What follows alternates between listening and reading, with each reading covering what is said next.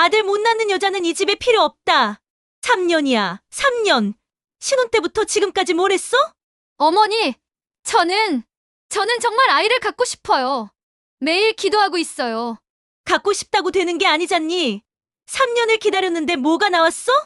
옆집 며느리는 시집 온 지 1년 만에 아들 낳았어. 근데 넌 뭐야? 매달 생리만 하고. 우리 집안대를 누가 이어가?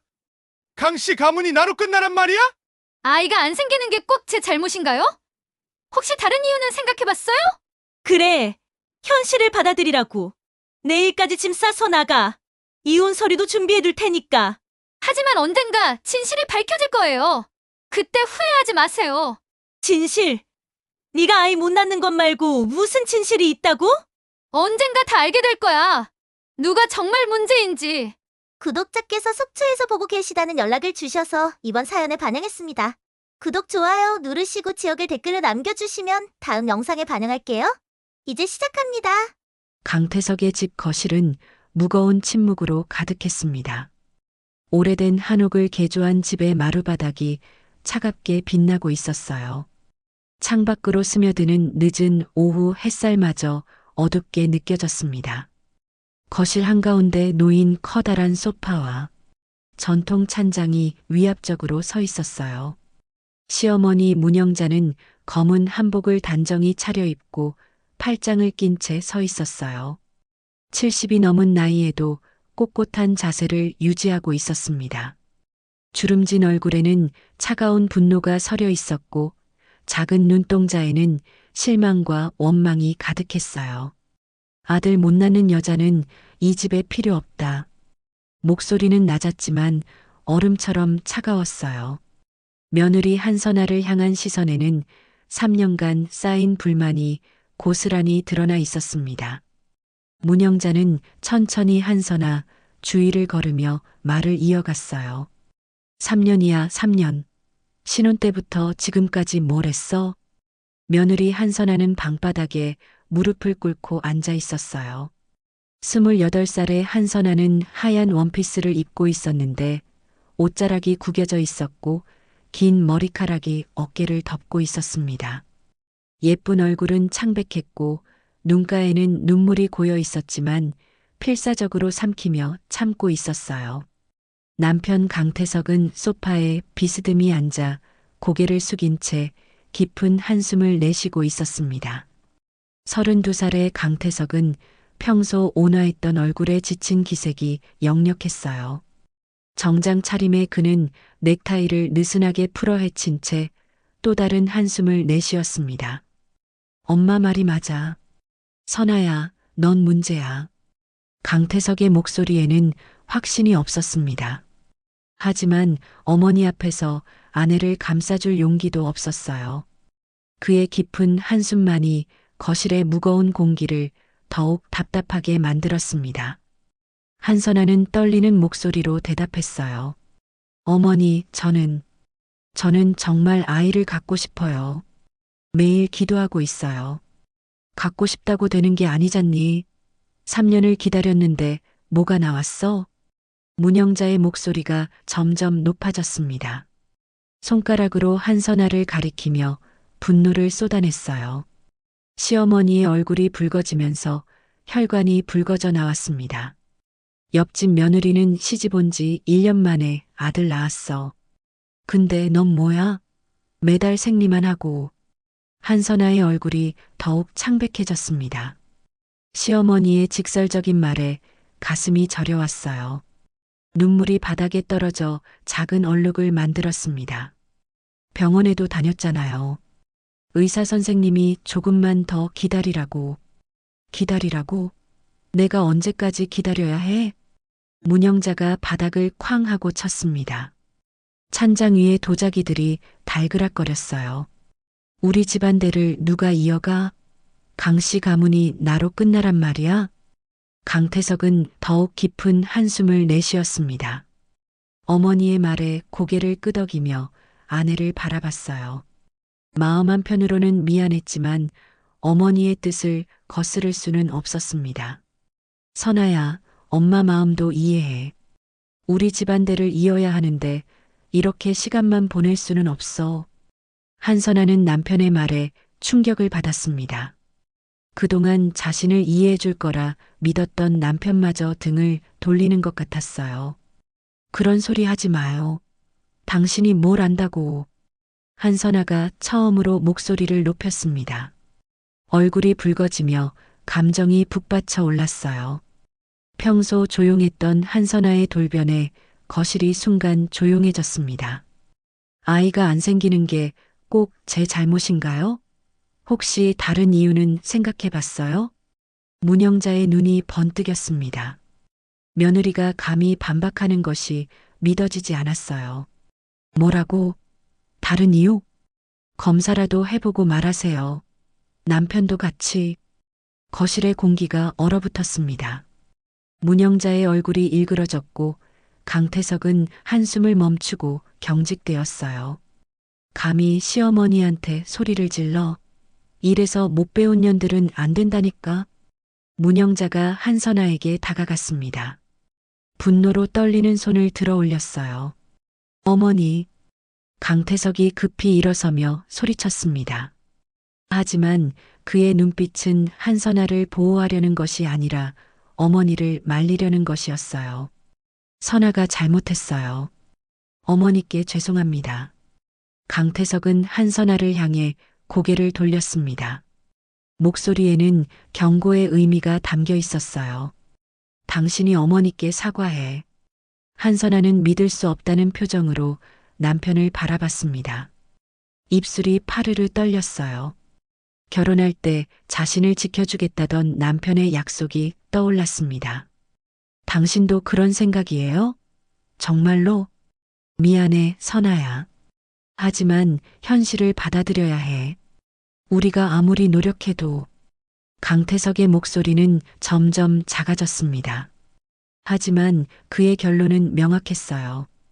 또 다른 한숨이 그의 입에서 새어나왔습니다. 문영자가 팔짱을 끼고 고개를 끄덕였습니다. 승리한 듯한 표정을 지었어요. 그래, 현실을 받아들이라고. 내일까지 짐 싸서 나가. 이혼 서류도 준비해 둘 테니까. 한선아는 무릎을 꿇은 채로 온몸이 떨렸습니다. 차가운 마룻바닥의 냉기가 무릎을 통해 온몸으로 스며들었어요. 눈물을 참으려 했지만 결국 터져나왔습니다. 제발, 한 번만 더 기회를.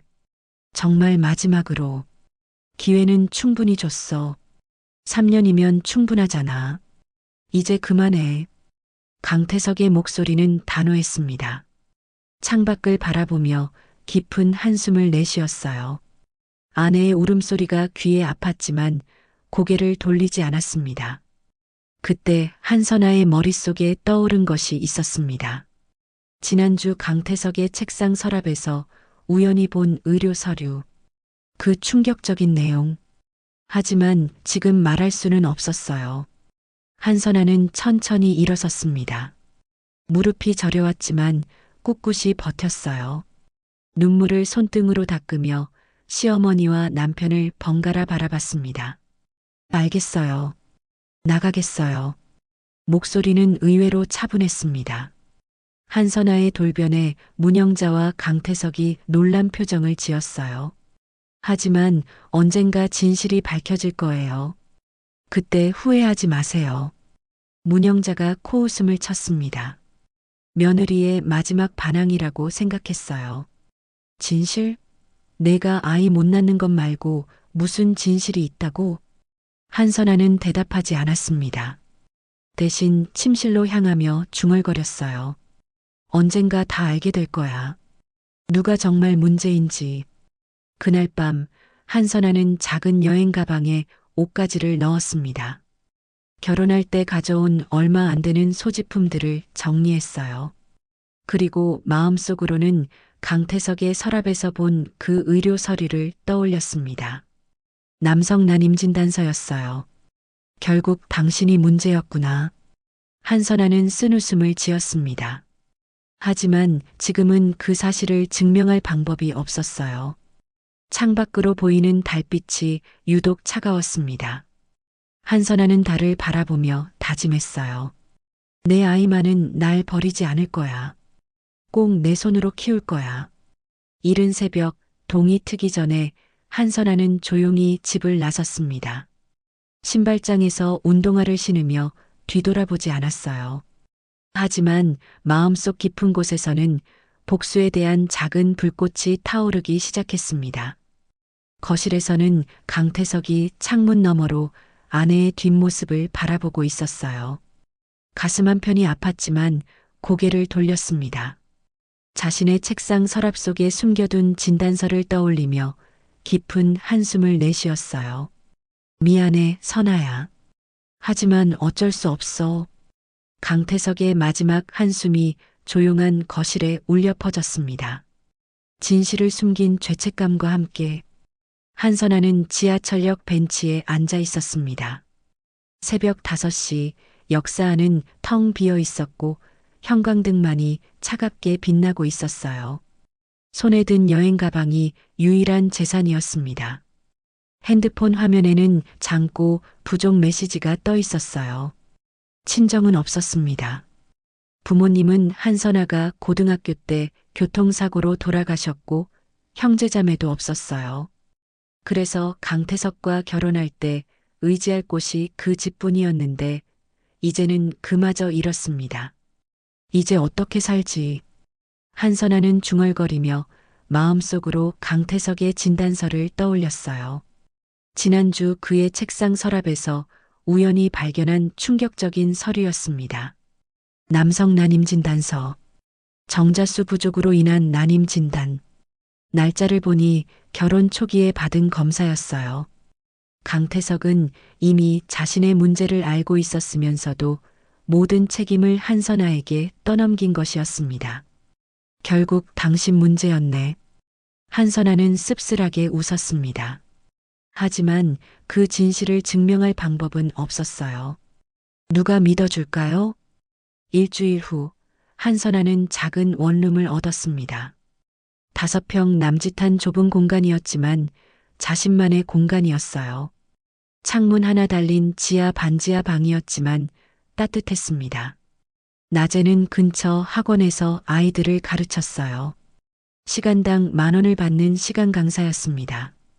한선아는 대학에서 교육학을 전공했고 아이들을 좋아했어요. 아이들의 맑은 웃음소리가 상처받은 마음을 위로해줬습니다. 선생님, 오늘도 예뻐요. 초등학교 3학년인 민수가 환하게 웃으며 말했어요. 한선아는 아이의 머리를 쓰다듬으며 웃었습니다. 고마워, 민수야. 너도 오늘 정말 열심히 했구나. 이런 순간이면 자신도 언젠가 아이를 가질 수 있을 거라는 희망이 생겼어요. 아이들을 가르치면서 모성애도 더욱 깊어졌습니다. 선생님, 결혼하셨어요? 6살 지은이가 천진난만하게 물었어요. 한선아는 잠시 말문이 막혔습니다. 선생님은 혼자 살아. 그럼 아기는 언제 나올 거예요? 아이의 순수한 질문에 한선아의 가슴이 뭉클해졌어요. 아이를 안아주며 속삭였습니다. 곧 나올 거야. 꼭 나올 거야. 밤에는 편의점에서 알바를 했습니다. 밤 10시부터 새벽 6시까지 긴 시간이었지만 돈이 필요했어요. 특별한 계획을 위해서였습니다. 어서 오세요. 한선아는 밝게 인사했습니다. 손님들 대부분은 술에 취한 사람들이나 야근하는 직장인들이었어요. 가끔 험한 말을 하는 손님도 있었지만 참았습니다. 야근 힘들죠? 단골 손님인 회사원이 따뜻하게 말했어요. 한선아는 고개를 끄덕였습니다. 괜찮아요. 목표가 있거든요. 무슨 목표? 아이를 갖는 거예요. 손님은 의외라는 표정을 지었어요. 하지만 더 이상 묻지는 않았습니다. 새벽에 집에 돌아오면 녹초가 됐어요. 하지만 통장 잔고가 조금씩 늘어나는 것을 보며 희망을 잃지 않았습니다. 매일 스마트폰으로 잔고를 확인하는 것이 작은 기쁨이었어요. 한 달이 지나고 한선아는 처음으로 산부인과를 찾았어요. 하지만 일반적인 상담을 받으러 간 것은 아니었습니다. 특별한 목적이 있었어요. 정자 보관 서비스에 대해 문의드리고 싶어서요. 접수처 직원이 고개를 갸우뚱했어요. 정자 보관이요? 보통은 남편분과 함께 오시는데 제가 대신 처리할 수 있는 일이에요. 이미 동의서도 준비되어 있어요. 한선아는 가방에서 서류를 꺼냈습니다.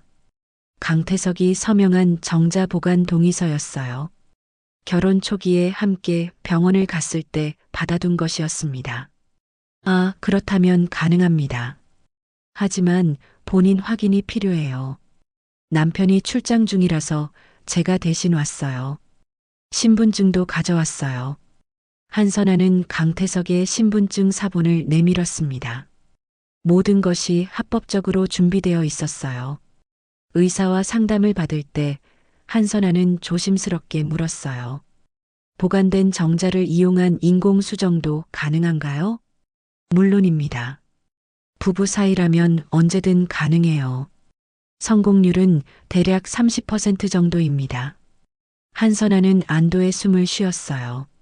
강태석의 정자가 이미 병원에 보관되어 있다는 사실을 확인했습니다. 언제부터 시술 받을 수 있을까요? 준비되시면 언제든요. 먼저 부인의 배란 주기를 확인해야 합니다. 한선아는 각종 검사를 받았어요. 다행히 모든 수치가 정상이었습니다. 아이를 가질 수 있는 몸이라는 확신이 들었어요. 집으로 돌아오는 길에 한선아는 복잡한 마음이었어요. 강태석의 정자를 이용해 아이를 갖는다는 것이 옳은 일일까요? 하지만 그것만이 진실을 증명할 유일한 방법이었습니다. 내 아이만은 날 버리지 않을 거야. 한선아는 다짐했어요.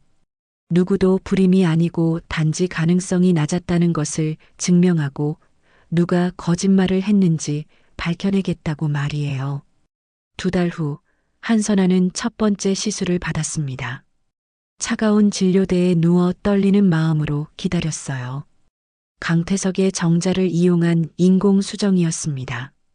이제 2주 후에 결과를 확인할 수 있어요. 무리하지 마시고 충분히 쉬세요. 의사의 말에 한선아는 고개를 끄덕였습니다. 집으로 돌아와 침대에 누워 배를 어루만졌어요. 제발 성공하게 해주세요. 하지만 첫 번째 시술은 실패했습니다. 생리가 시작됐을 때 한선아는 화장실에서 울었어요.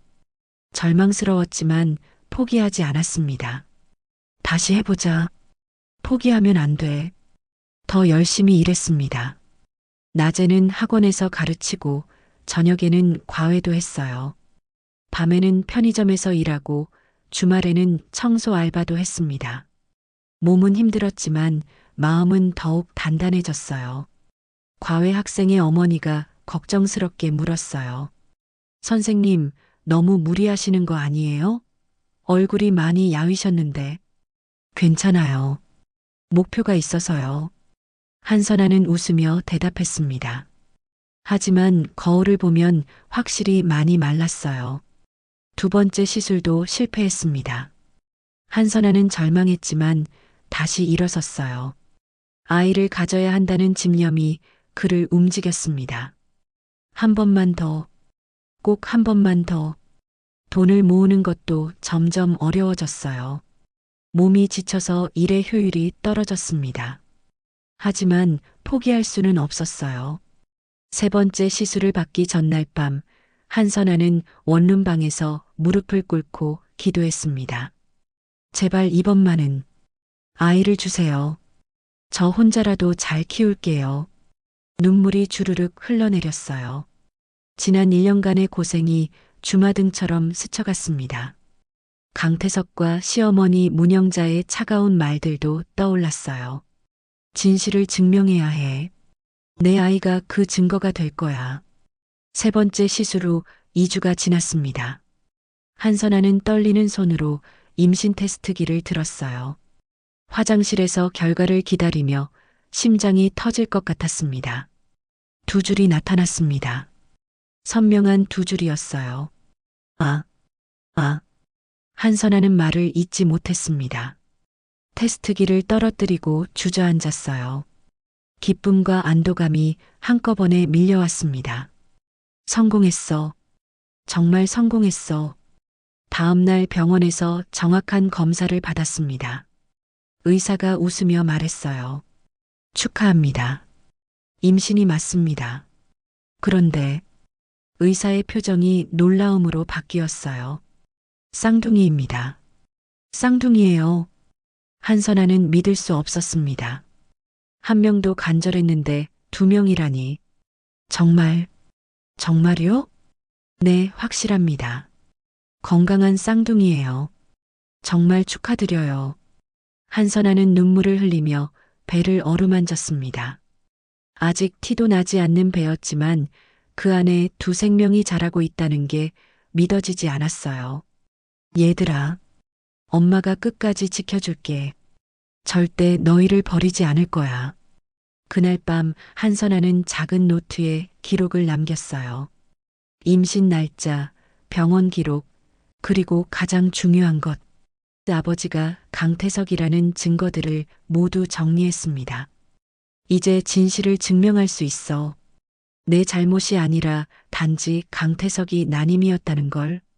창밖으로 보이는 달이 예전과는 다르게 따뜻해 보였습니다. 한선아는 배를 감싸며 미래를 그려봤어요. 힘들겠지만 두 아이와 함께라면 무엇이든 할 수 있을 것 같았습니다. 그리고 마음 한구석에서는 복수에 대한 생각도 자라고 있었어요. 언젠가 진실을 밝힐 날이 올 거라고 믿으며, 쌍둥이가 그 증거가 되어줄 거라고 확신하며. 10년이 흘렀습니다. 한선아는 이제 38살이 되었어요. 속초 바닷가 작은 마을에 자리한 음악학습 카페 파도소리의 원장이었습니다. 카페 창문 너머로는 푸른 바다가 보였고 아이들의 웃음소리와 파도소리가 어우러져 평화로운 분위기를 만들었어요. 엄마, 합창 연습 끝났어요. 10살 쌍둥이 아들 강민호가 환하게 웃으며 달려왔습니다. 민호는 형으로 태어났지만 동생 강민율보다 더 활발했어요. 까만 머리에 똘망똘망한 눈이 아버지 강태석을 쏙 빼닮았습니다. 키도 또래보다 훨씬 컸고 웃을 때 보이는 앞니가 삐뚤어진 것까지 강태석과 똑같았어요. 우리 민호 수고했어. 오늘 연습은 어땠어? 한선아는 아들의 머리를 쓰다듬으며 웃었어요. 이제는 예전보다 훨씬 밝은 표정이었습니다. 10년간의 고생이 그를 더욱 단단하게 만들었고 얼굴에는 자신감이 묻어났어요. 단정한 블라우스에 검은 치마를 입은 모습이 진짜 학원 원장 같았습니다. 정말 좋았어요. 선생님이 우리 목소리가 제일 예쁘다고 했어요. 민유리는 어디 있지? 저기서 피아노 치고 있어요. 오늘도 세 곡 배웠어요. 민호가 손가락으로 가리킨 곳에는 동생 강민율이 조용히 앉아 피아노를 치고 있었어요. 민율은 형과 달리 내성적이었지만 음악을 정말 좋아했습니다. 두 아이 모두 한선아를 닮아 키가 크고 예뻤지만 얼굴은 강태석의 특징을 많이 가지고 있었어요. 음악학습 카페는 바닷가 마을에서 유명했습니다. 한선아의 정성스러운 지도로 아이들이 시 단위 대회에서 상을 많이 받았거든요.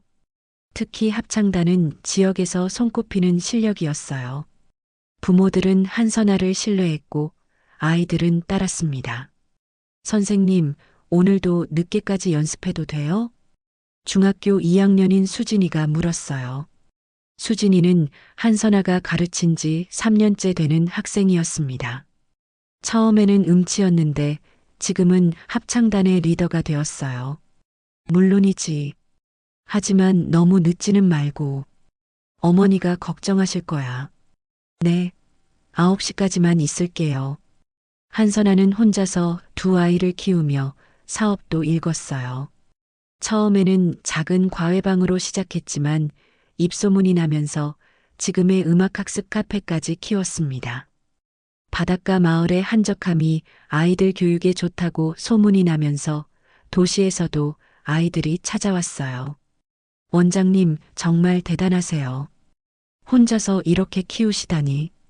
학부모 중 한 명이 감탄하며 말했어요. 한선아는 겸손하게 웃었습니다. 아이들이 착해서 가능한 일이에요. 특히 우리 민호, 민유리가 많이 도와줘요. 하지만 마음속으로는 자랑스러웠어요. 아무것도 가진 게 없었던 자신이 여기까지 온 것이 믿어지지 않았습니다. 저녁 시간 마지막 학생들이 집으로 돌아간 후 한선아는 쌍둥이와 함께 저녁을 먹었습니다. 카페 한쪽에 마련된 작은 식탁에서 따뜻한 식사를 했어요. 창문 너머로는 노을이 바다를 붉게 물들이고 있었습니다. 엄마, 오늘 학교에서 친구들이 또 물어봤어요. 민율이 조심스럽게 말했습니다. 평소 말이 적은 민율이 먼저 말을 꺼내는 것이 드문 일이었어요. 한선아는 젓가락을 멈추고 아들을 바라봤습니다. 뭘 물어봤는데? 아빠는 어디에 있냐고요.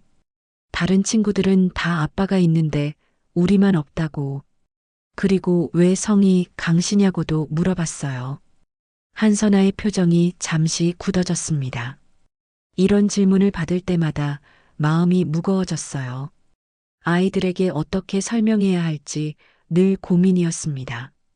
아이들이 클수록 이런 질문은 더 자주, 더 구체적으로 나왔어요. 엄마, 우리 아빠 정말 없어요? 다른 애들 아빠처럼 회사 다니는 아빠 말이에요.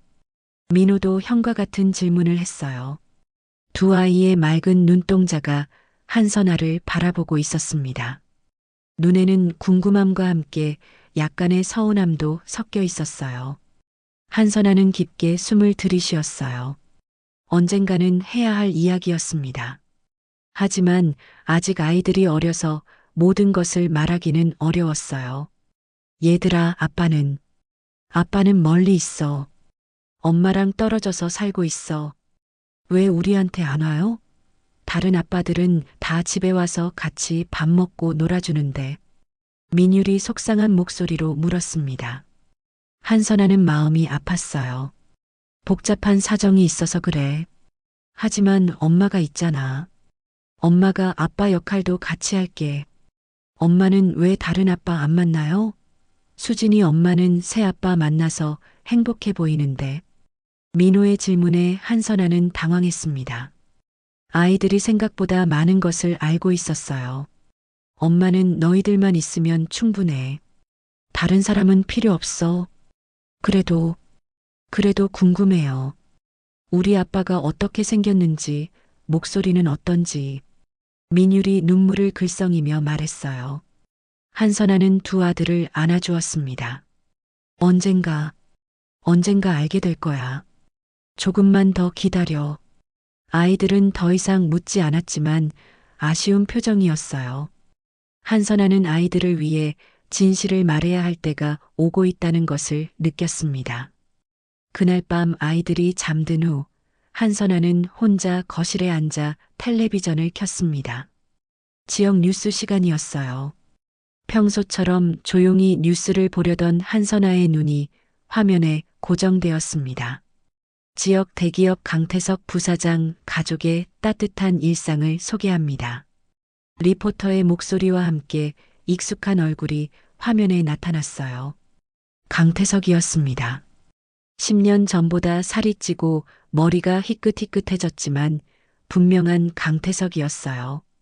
값비싼 정장을 입고 있었고 얼굴에는 여유로운 미소가 있었습니다. 한선아는 숨이 멎는 것 같았습니다. 리모컨을 떨어뜨리고 화면을 뚫어져라 바라봤어요. 심장이 빠르게 뛰기 시작했습니다. 강태석 부사장은 아내 류채인 씨와 함께 7살 아들 강도윤 군의 생일잔치를 준비하고 있습니다. 내일 그랜드 호텔에서 성대한 생일잔치가 열릴 예정입니다. 화면에는 강태석의 새 아내가 나타났어요. 류채인은 한선아보다 나이가 어려 보였고 예쁘게 화장을 하고 있었습니다. 비싼 드레스를 입고 있었고 목에는 다이아몬드 목걸이가 반짝였어요. 그 옆에는 7살 정도 된 남자아이가 서 있었습니다. 도윤아, 카메라 보고 인사해봐. 류채인이 아들에게 말했습니다. 강도윤은 수줍게 웃으며 손을 흔들었어요. 아이는 깔끔한 정장을 입고 있었고 머리를 단정하게 빗어 넘겼습니다. 한선아는 충격을 받았습니다. 강태석이 재혼했다는 것도 놀라웠지만 아들까지 있다는 사실이 더욱 놀라웠어요. 특히 강도윤의 나이를 들으니 복잡한 마음이 들었습니다.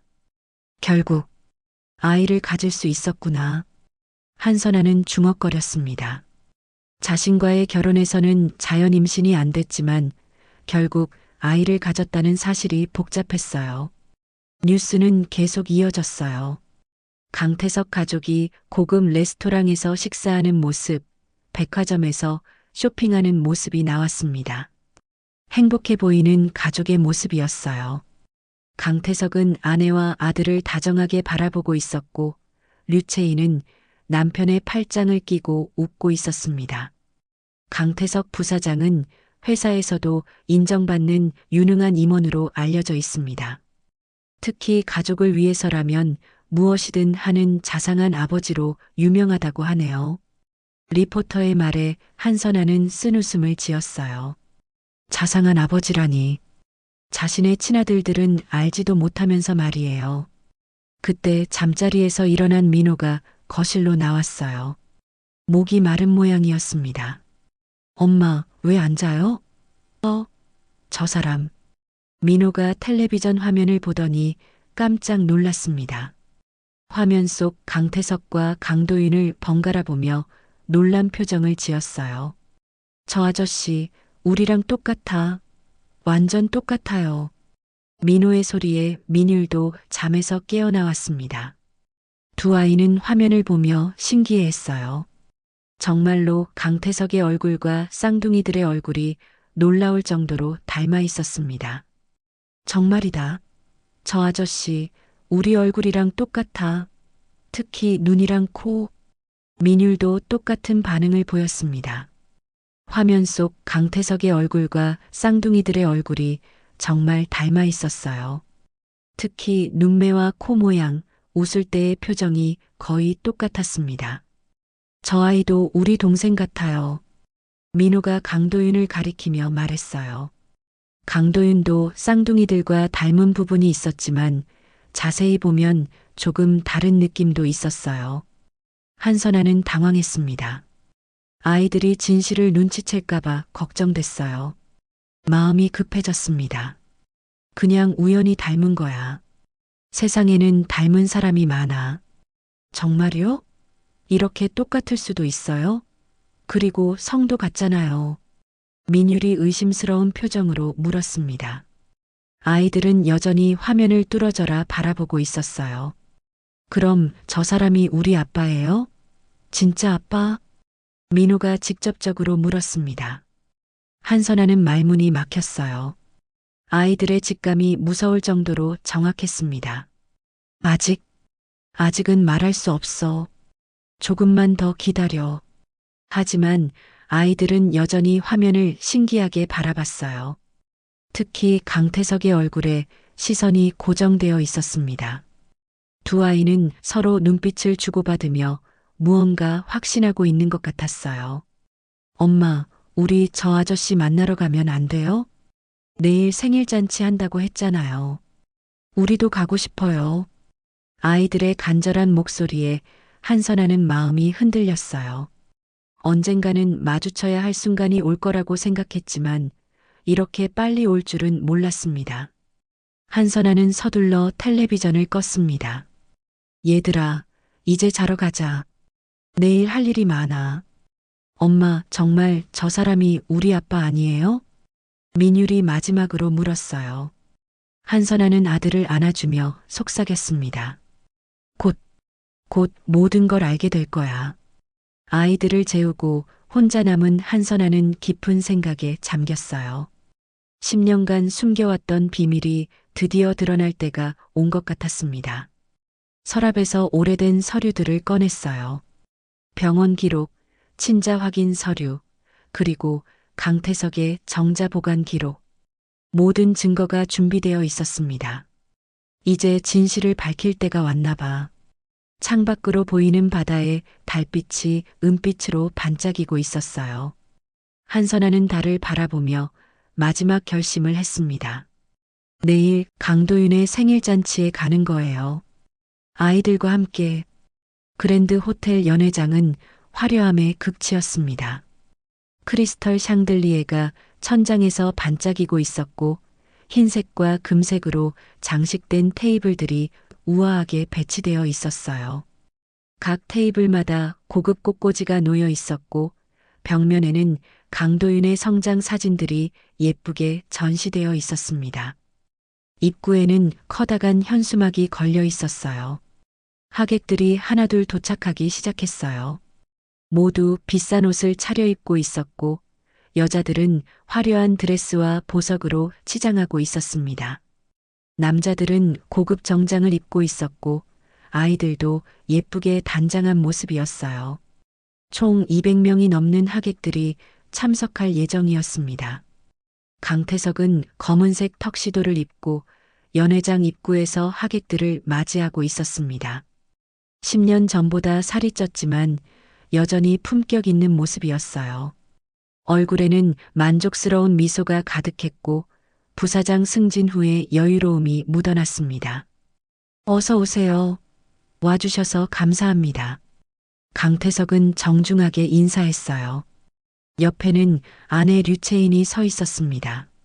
류채인은 연한 핑크색 드레스를 입고 있었고 목에는 진주 목걸이가 우아하게 걸려 있었어요. 화장을 정교하게 해서 더욱 아름다워 보였습니다. 도윤이 정말 예쁘게 컸네요. 감사해요. 저희 자랑이에요. 류채인은 겸손하게 웃으며 대답했습니다. 7살 강도윤은 작은 턱시도를 입고 부모님 사이에 서 있었어요. 수줍어하면서도 기뻐하는 표정이었고 하객들의 칭찬에 얼굴이 빨갛게 달아올라 있었습니다. 강도윤은 어머니 류채인을 많이 닮았어요. 둥글둥글한 얼굴에 큰 눈, 작은 코가 류채인과 똑같았습니다.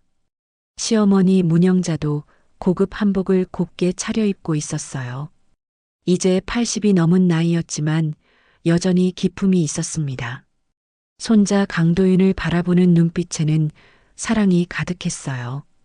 우리 도윤이가 제일 잘생겼어. 할머니 자랑이야. 문영자가 손자의 뺨을 쓰다듬으며 말했습니다. 강도윤은 할머니에게 안기며 웃었어요. 연회장 안은 점점 사람들로 가득 찼습니다. 강태석의 회사 동료들, 친척들, 류채인의 친구들이 모두 모였어요.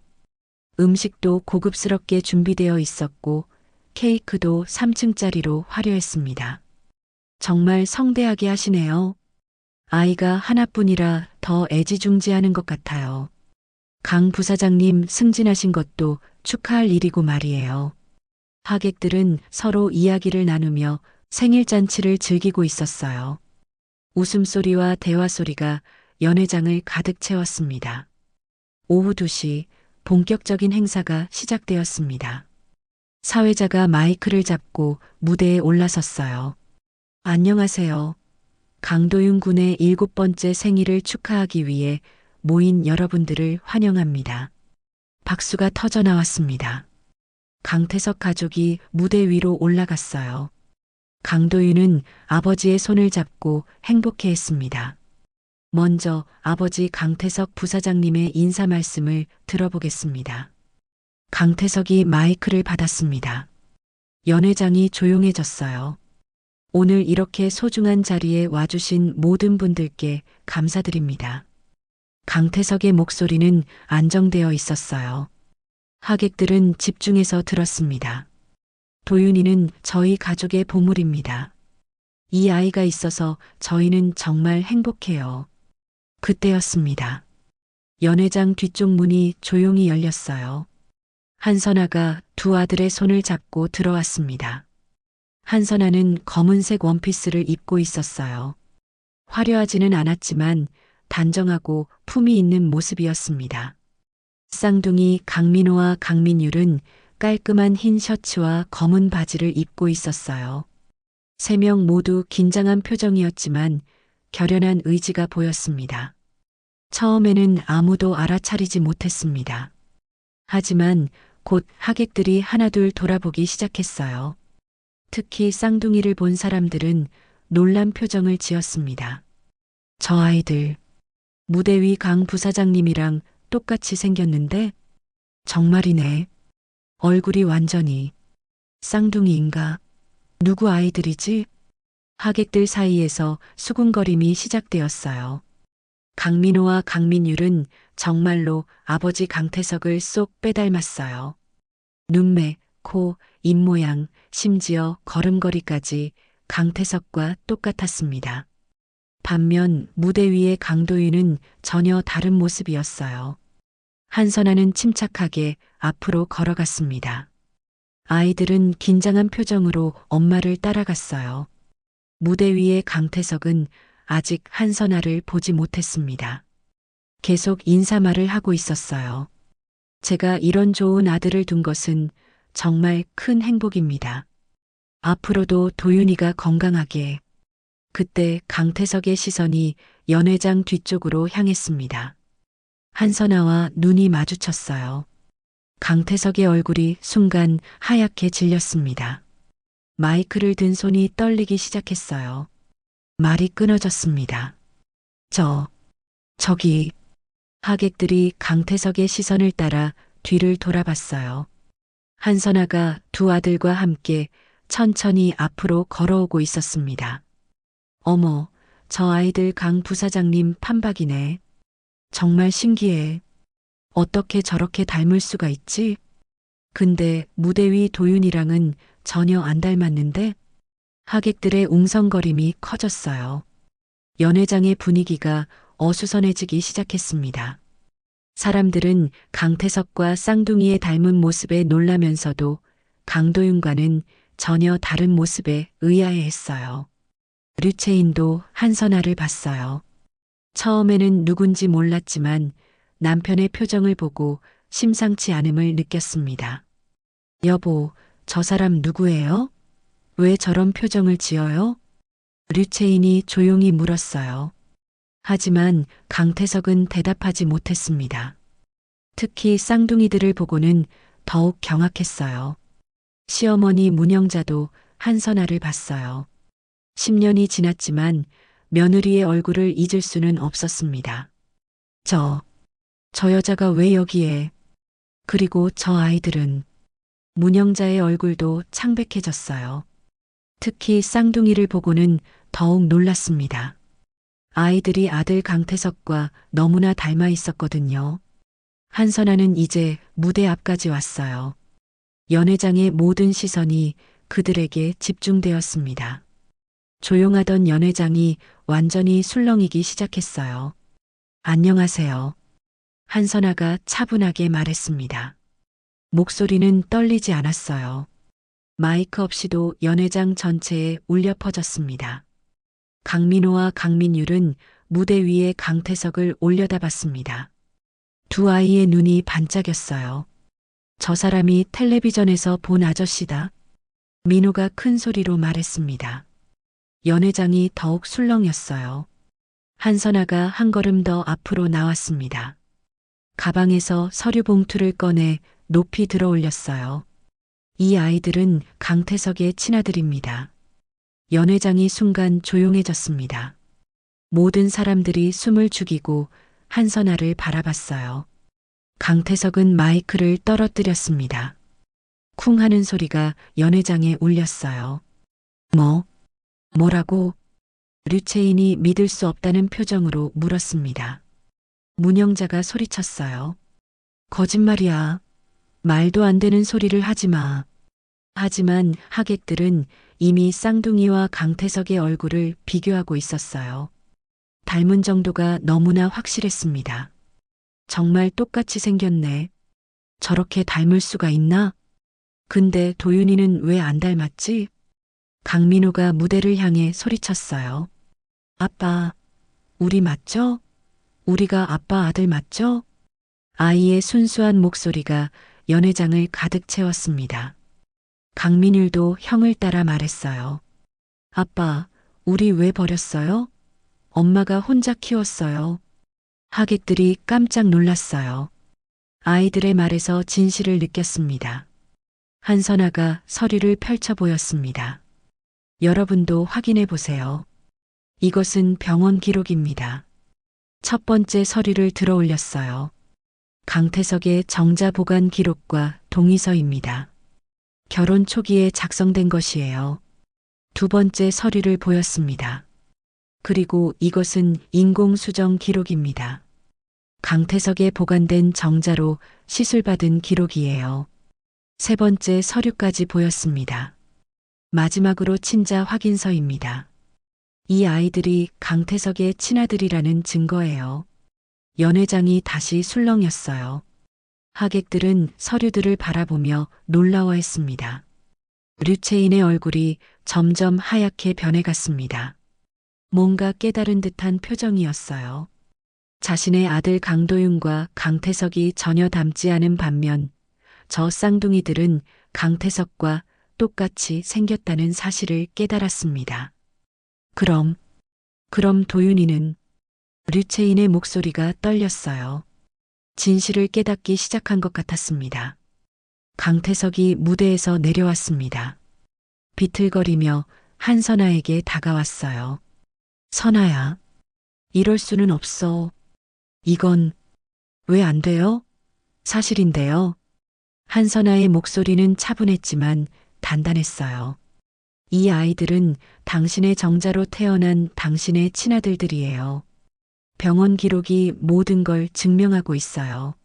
문영자가 쌍둥이에게 다가왔습니다. 아이들을 자세히 보더니 눈물을 흘렸어요. 정말 우리 태석이를 닮았구나. 판박이야, 판박이. 할머니의 인정에 아이들이 기뻐했어요. 할머니, 우리 할머니 맞죠? 민율이 문영자의 손을 잡았습니다. 문영자는 손자를 꼭 안아주었어요. 미안하다. 할머니가 너희들을 몰라봤구나. 그때 류채인이 무너지듯 주저앉았습니다.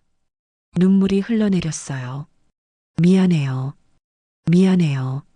류채인이 흐느끼며 말했습니다.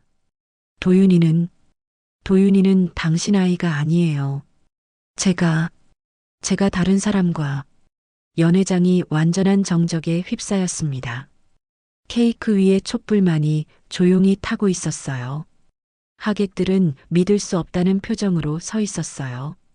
축하하러 온 생일잔치가 이런 폭로의 장이 될 줄은 상상도 못했습니다. 강태석은 그제서야 모든 것을 이해했습니다. 자신에게는 진짜 아들들이 있었고 지금까지 키워온 강도윤은 친아들이 아니었던 것이에요. 그럼 나는. 강태석이 중얼거렸습니다. 10년간 믿어왔던 모든 것이 무너지는 순간이었어요. 한선아는 마지막으로 말했습니다. 진실은 항상 드러나게 되어 있어요. 이제 모든 게 밝혀졌네요. 연회장은 여전히 정적에 휩싸여 있었어요. 화려했던 생일잔치는 충격적인 진실의 폭로로 완전히 뒤바뀌었습니다. 그리고 모든 사람들은 이 순간을 평생 잊지 못할 것 같았어요. 연회장의 정적은 오래 지속되었습니다. 화려했던 생일잔치는 충격적인 진실로 인해 완전히 분위기가 바뀌었어요. 하객들은 여전히 믿을 수 없다는 표정으로 서 있었고 어떤 이들은 조용히 자리를 떠나기 시작했습니다. 웅성거리는 소리만이 연회장을 가득 채웠어요.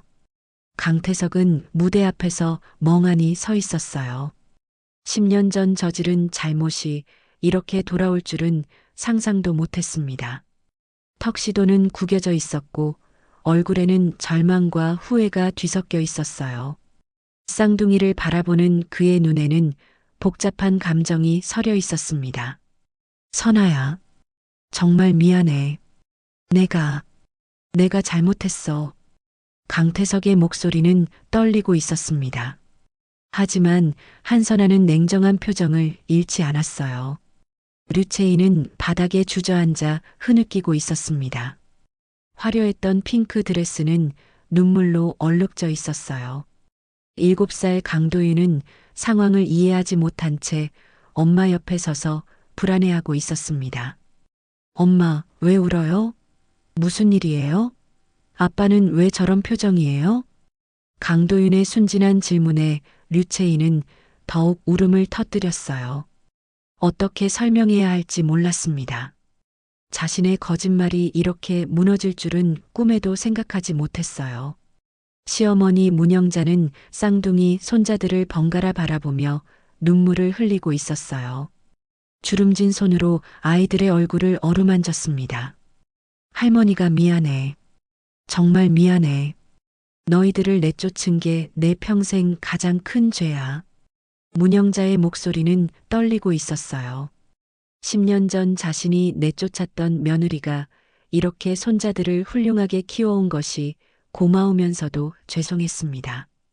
할머니, 우리 이제 정말 가족이에요? 강민호가 천진하게 물었어요. 문영자는 아이를 꼭 안아주었습니다.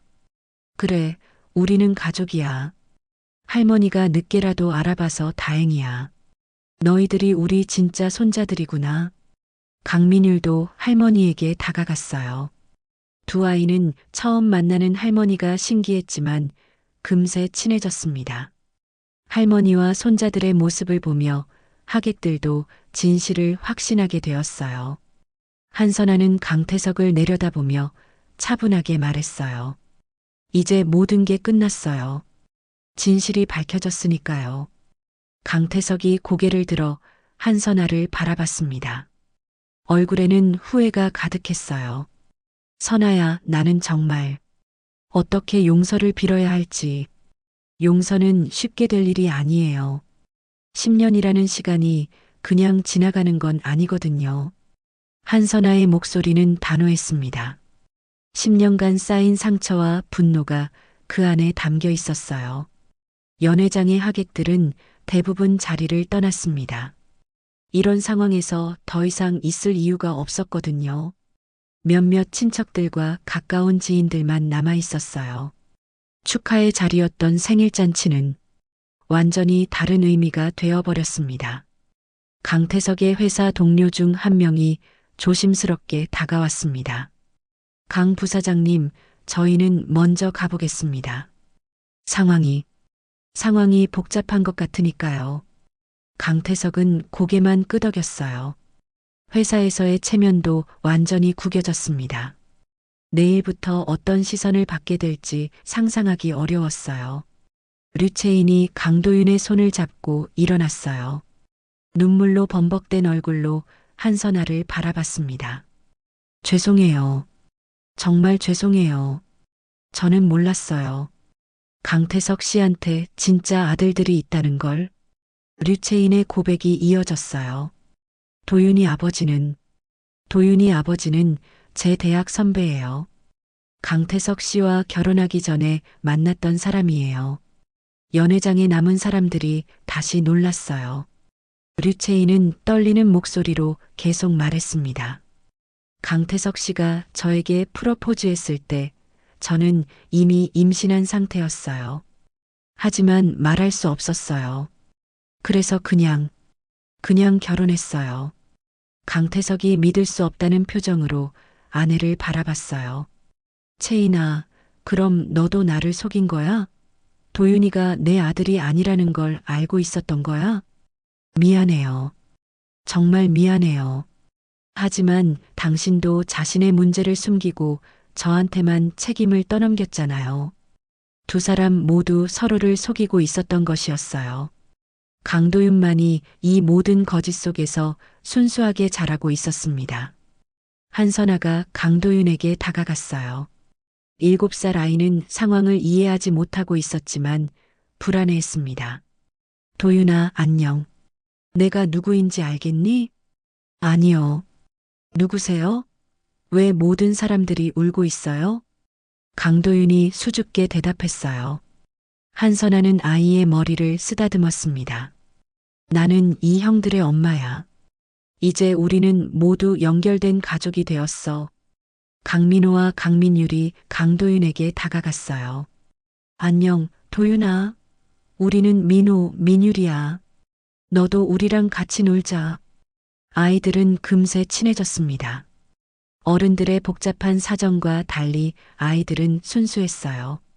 한선아가 다시 강태석을 바라봤어요. 이제는 분노보다는 차분한 마음이었습니다. 태석 씨, 이제 우리가 앞으로 어떻게 할지 정해야 해요. 뭐든 하겠어. 내가 잘못한 거니까. 선아야, 정말 미안해. 강태석의 목소리에는 간절함이 담겨 있었어요. 한선아는 잠시 생각한 후 말했어요. 아이들은 제가 계속 키울 거예요. 당신은 주말 아빠 정도로만 생각하세요. 그래도 괜찮아. 아이들을 볼 수 있다면. 정말 괜찮아. 강태석은 어떤 조건이라도 받아들일 준비가 되어 있었어요. 그리고 양육비는 제대로 내세요. 10년간 못 낸 것도 포함해서요. 당연히 그래야지. 그것뿐만 아니라 더 많이 해줄게. 미안해, 선아야. 문영자가 한선아에게 다가왔어요. 시어머니는 며느리 앞에서 고개를 숙였습니다. 선아야, 할머니가 정말 미안해. 너를 내쫓은 게 내 평생 가장 큰 잘못이었어. 네가 이렇게 훌륭하게 손자들을 키워줘서 고마워. 한선아는 시어머니를 바라봤어요. 마음속의 원망이 완전히 사라진 것은 아니었지만 이제는 이해할 수 있었습니다. 어머니도 진실을 모르셨으니까요. 이제 아이들이나 잘 돌봐주세요. 그럼 할머니가 손자들 정말 잘 돌봐줄 거야. 맛있는 것도 많이 해주고. 문영자는 쌍둥이를 번갈아 안아주었어요. 아이들도 할머니가 좋은지 웃으며 안겼습니다. 류채인이 조심스럽게 한선아에게 말했어요. 저도 미안해요. 제가 모르고 끼어든 거였지만 모든 게 거짓말 위에 세워진 거였네요. 당신도 피해자예요. 강태석이 진실을 말했다면 이런 일은 없었을 거예요. 한선아는 류채인을 원망하지 않았어요. 오히려 같은 피해자라고 생각했습니다. 도윤이는 어떻게 할 거예요? 도윤이도 제가 계속 키울 거예요.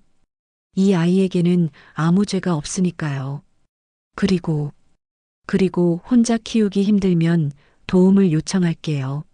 류채인의 말에 한선아는 고개를 끄덕였어요.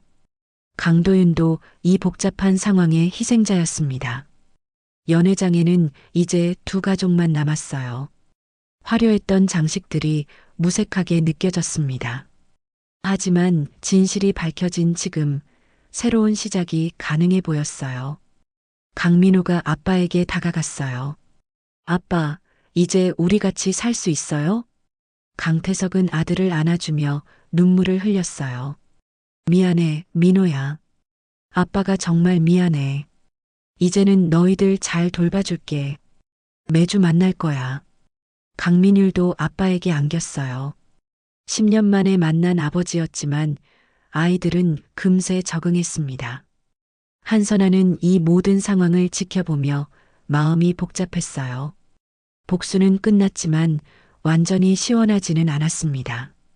오히려 허전한 기분이었어요. 이제 정말 끝난 건가? 한선아는 중얼거렸습니다. 10년간 품어온 원망과 분노가 사라지니 마음이 비어 있는 것 같았어요. 강태석이 한선아에게 다시 말했어요. 선아야, 정말로 미안해. 내가 용서받을 자격은 없지만 앞으로는 정말 달라질게. 용서는 시간이 필요해요. 하지만 아이들을 위해서는 협력해야죠. 한선아의 말에 강태석은 고개를 끄덕였어요. 문영자가 손자들을 보며 웃었어요. 이제 우리 집이 정말 시끌벅적해지겠네. 손자가 셋이나 되니까. 아이들도 웃으며 대답했어요. 할머니, 우리 자주 놀러 갈게요. 그래, 언제든 와. 할머니가 맛있는 거 많이 해줄게. 연회장을 정리하고 모두 밖으로 나왔어요. 호텔 앞에서 잠시 서서 서로를 바라봤습니다.